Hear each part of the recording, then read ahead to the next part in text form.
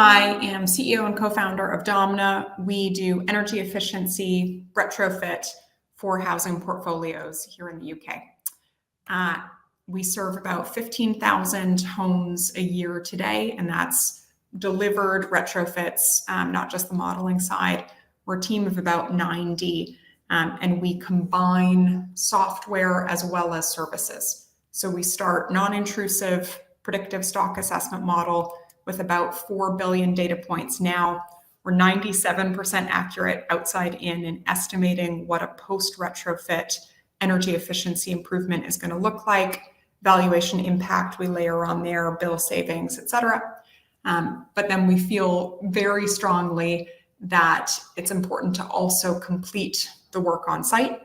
And so we complete PAS 2035 standard assessments, coordination, and design, bring the installer in, manage their work, check their homework at the end, and also sort the financing. And that's a combination of grant funding as well as private finance. So that's us in a nutshell. And what I want to talk a little bit about today is energy efficiency, what the implications of raising EPC minimums are for the private rental sector, and how this can be not just a cost or a compliance headache, but really an opportunity to add to the valuation of the property, improve rental yield, and improve tenant experience. So let me start a little bit with the scale of the problem. In the UK, we have about 19 million homes that are below EPC C. 3.5 million of those in the private rental sector. That equates to about £1 trillion of PRS asset value. So there's a huge amount of asset value at stake here, and 3.5 million PRS properties that are going to need to comply with a higher minimum energy efficiency standard. And what is the law today? What's in consultation, just to ground ourselves? So today, minimum energy efficiency standard, or MEES, is EPC E. It's about a £5,000 fine and a £3,500 cost cap. So if you spend up to $3.5K and you can't hit that EPC E, you can register for an exemption. The government cares about fuel poverty. They care about the 1/5 of CO2 emissions that come from the housing sector. And so they're consulting to raise that level to a minimum of EPC C by 2030. And that will mean those 3.5 million properties in the PRS sector that are below EPC C that I mentioned a moment ago will become non-compliant. And that's going to mean a £15,000 fine, so tripling what the fine level is, and a £15,000 cost cap, so much higher requirement to spend on trying to decarbonize the property. In addition, obviously, the government is also consulting on the Renters' Rights Bill and AWAB's law, which will extend the decent home standard, so greater damp and mold protections, to the private rental sector. We have decent homes in the social housing sector, where about 10% of properties fail decent homes. That's being rolled out now to private rental, and so that'll raise the level of scrutiny around damp and mold. So sounds like a lot of fines coming, lots to do to comply. What a headache, right? But I want to be a bit specific and try to demystify what's actually involved in a retrofit, because I think one of the big myths that we sometimes have in the sector is that this is all going to cost £50,000 per unit, be incredibly difficult to do and hugely expensive. And in practice, that doesn't actually have to be the case. So what you see here are some of the main retrofit measures. And broadly speaking, we think about those as the yellow things are the energy efficiency upgrades, wall insulation, loft and roof insulation, switching over to LEDs if you haven't done it already, heating controls, things like this. Typically, that's going to be relatively inexpensive. I'll talk about some of that costing more in a moment.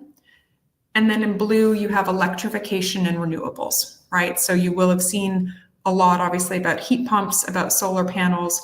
The costings in here can be higher, especially on the heat pump side, but solar costs have come down quite considerably. and we're routinely specifying solar panels for single family that are around about £4,000. So it becomes quite a cost-effective measure and typically pays back within just a few years.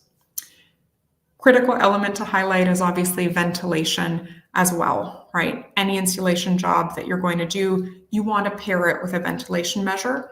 Not massively expensive, but an important hygiene factor. And as you think about safeguarding in your rental asset, really important to do. So that's what we talk about when we talk about retrofit. Why should you care about this, right? In addition to the compliance element, well, happier, more comfortable tenants renew their leases, right? We see on average across the UK about 10% rent increase for higher EPC properties. I'll talk a bit more about that data in a moment. Second big reason is bill reduction. The Ofgem price cap has just grown to about £1,800 a year. That places significant burden on tenants, right?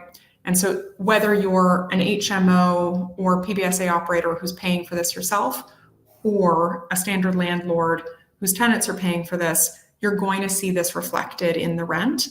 And on average, renters can save about 40% on energy bills post-retrofit, right? So there's a huge financial case if you're paying the bills yourself, obviously, and that you'll see reflected in more consistent rental income if your tenants are paying the bills.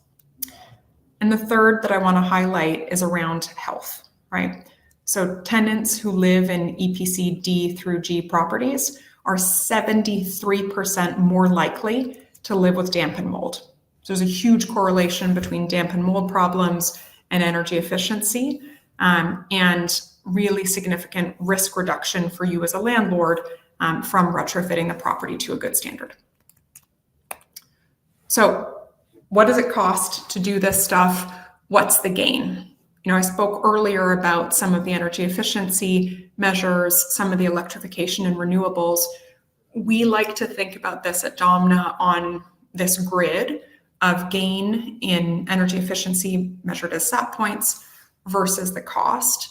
And obviously, no one or no two energy efficiency measures are created equal, right? So what's really important is obviously to try to drive yourself to the left-hand side of this page. That means in practice, you're targeting things like solar PV, where, as I mentioned, the cost has come down quite a lot in the last few years. Targeting some of the loft insulation, cavity insulation measures that are quite inexpensive, relatively speaking, and targeting things like smart thermostats and heating controls that are pretty inexpensive as well. On the right-hand side, typically you're going to see heat pumps and you're going to see solid wall insulation measures. What that means in practice is if you are the owner of a 90-meter squared EPC semi-detached house, and your property happens to have a cavity wall and not be in a conservation zone, you could be spending as little as £7,000 to bring your property all the way up to an EPC BC, right? If you have a solid wall and you're in a conservation area and therefore you're not able to put solar on, that's going to be a lot more expensive, right? So £18,000 plus. For some beautiful older Victorian homes, £40,000 plus. So what's really important, we find when we're looking at retrofit, is to get into the detail. It doesn't have to take a huge amount of time. We do this through predictive stock assessment modeling and a machine learning model that we built, but to get good, accurate, upfront advice on which of these two halves is my home in, and what's the approximate cost that I'm looking at and the kinds of measures. That'll also help guide you toward whether there's potential grant eligibility, because at the minute, for example, there's a lot of grant funding for insulation measures. There's also a lot of grant funding for solar, and so helps you also try to defray some of that cost. So we talked about the cost, but it's not just a cost factor. There's a huge investment case. And I want to spend a little bit of time on some of the data that sits behind that. So here you see UK-wide published information on the valuation differential by EPC band. So Rightmove, Money Supermarket, Knight Frank, UBS consistently now showing 15 to 20% valuation delta on lower to higher EPC ratings. So the jury is in on whether we think about it as green premium or brown discount. The case is clear. And we see much higher valuation differentials in some pockets, right? So I show you an example here from the Midlands where on actual transactions, right? It's not Rightmove valuation data, actual transactions of a sample of about 412 units, an average 67% valuation differential for EPC F and G rated properties versus those at a B or a C. So there's a huge amount of value at stake from doing a retrofit well and getting yourself up to that EPC BC. And obviously post retrofit, that also allows you, if you have a mortgage, to revalue the property and get some of the lending costs down as well.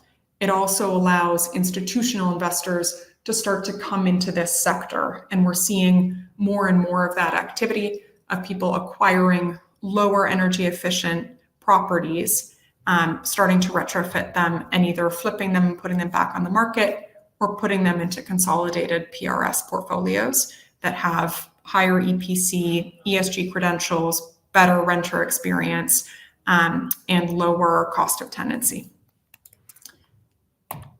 I mentioned as well that there's an implication for rentals. And here again, I show you examples from about 5,000 UK rentals where Cambridge and what was Bayes did a big study on rental differential by EPC.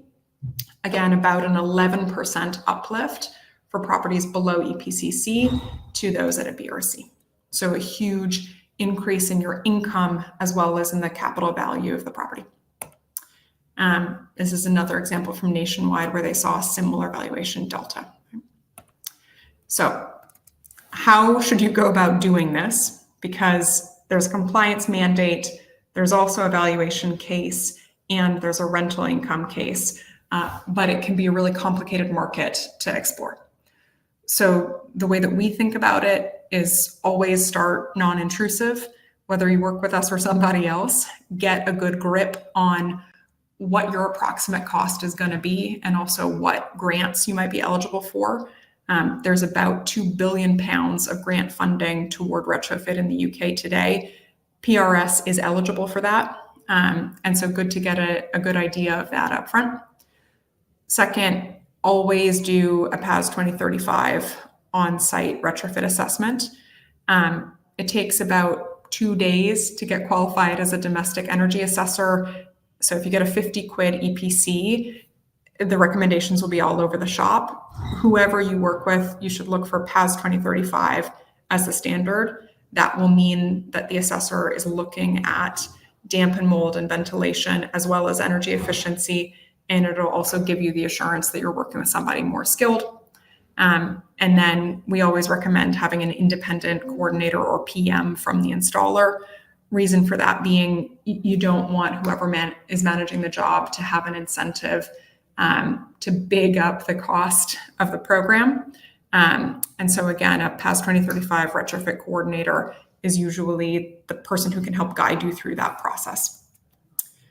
That's a quick canter through some of what we see in terms of both the valuation uplift case and the rental uplift case.